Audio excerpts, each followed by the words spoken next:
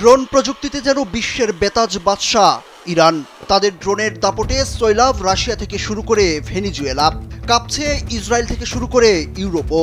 এমনকি ইরানের ভয়ঙ্কর ড্রোন নিয়ে গবেষণা করছেন মার্কিন সমরবিদরা।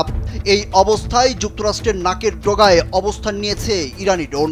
এতে চরম অস্বস্তিতে পড়েছে ওয়াশিংটন। ইরানি ড্রোনের দাপট নিয়ে একটি প্রতিবেদন প্রকাশ করেছে মার্কিন সংবাদ মাধ্যম মিয়ামি হেরাল্ড। মাত্র 2 দশক আগেও ড্রোন প্রযুক্তি সম্পর্কে কোনো অভিজ্ঞতা ছিল না ভেনিজুয়েলার, কিন্তু সেই দেশটি এখন যুক্তরাষ্ট্রের জন্য গলার কাঁটা হয়ে দাঁড়িয়েছে। ইরানের সহায়তায় আধুনিক ড্রোন প্রযুক্তিতে ব্যাপক উন্নতি করেছে তারা। তাই ভেনিজুয়েলাকে নিয়ে মাথা ব্যথা বাড়ছে যুক্তরাষ্ট্রের, কারণ এই দেশটি এখন ড্রোন দিয়ে যুক্তরাষ্ট্রকে ঘায়েল করার পরিকল্পনা করছে বলে গুঞ্জন শুরু হয়েছে। 2006 সালে ভেনিজুয়েলা ও ইরানের মধ্যে একটি সামরিক চুক্তি স্বাক্ষরিত হয়, যার মাধ্যমে ভেনিজুয়েলাকে ড্রোন প্রযুক্তি উন্নত করার প্রতিশ্রুতি দেয় ইরান। এরই অংশ হিসাবে ভেনিজুয়েলার মারাকাই শহরে একটি গবেষণা কেন্দ্র গড়ে তোলা হয়, যেখানে ইরানের বিজ্ঞানীদের সহায়তায় গড়ে ওঠে একটি শক্তিশালী ড্রোন বাহিনী। চুক্তি অনুযায়ী ভেনিজুয়েলার সামরিক বাহিনীকে ড্রোন প্রশিক্ষণ ও রসদ সরবরাহ করে ইরান। এক পর্যায়ে ইরানের হাত ধরে সফল হয় ভেনিজুয়েলা। 2009 সালে অরপিয়া 001 মডেলের একটি ড্রোন তৈরি করে তারা। এটি ভেনিজুয়েলার মাটিতে তৈরি প্রথম ড্রোন। 100 কিলোমিটার পাড়ি দিতে সক্ষম এই ড্রোন তখন শুধু নজরদারি কাজে ব্যবহার করা হতো।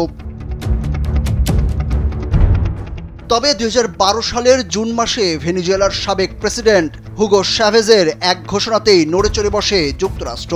তিনি বলেন, ভেনিজুয়েলা যে কোনো ধরনের ড্রোন তৈরি করবে। এরপর আনসো 100 ও 200 মডেলের নতুন প্রজন্মের ড্রোন তৈরি করে কারাকাস, যেগুলো দিয়ে প্রচুর পরিমাণে বিস্ফোরক বহন করা যায়। আনসো 100 ড্রোন তৈরির মাধ্যমে ল্যাটিন আমেরিকার সশস্ত্র ড্রোন পরিচালনাকারী প্রথম দেশ হিসাবে পরিচিতি পায় ভেনিজুয়েলা, আর এতেই দুশ্চিন্তা বাড়ে যুক্তরাষ্ট্রের।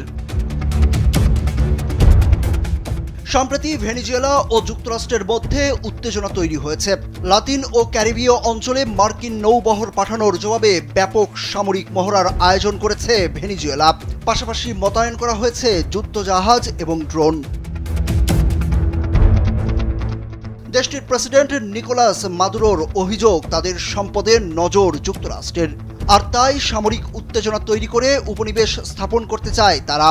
তবে মাদুরো সাফ জানিয়ে দিয়েছে, যুক্তরাষ্ট্রের এসব হুমকিতে তিনি ভীত নন এবং আঘাত করা হলে দাঁত ভাঙা জবাব দেবে তার দেশ। সুরুজ আহমেদ, কালবেলা।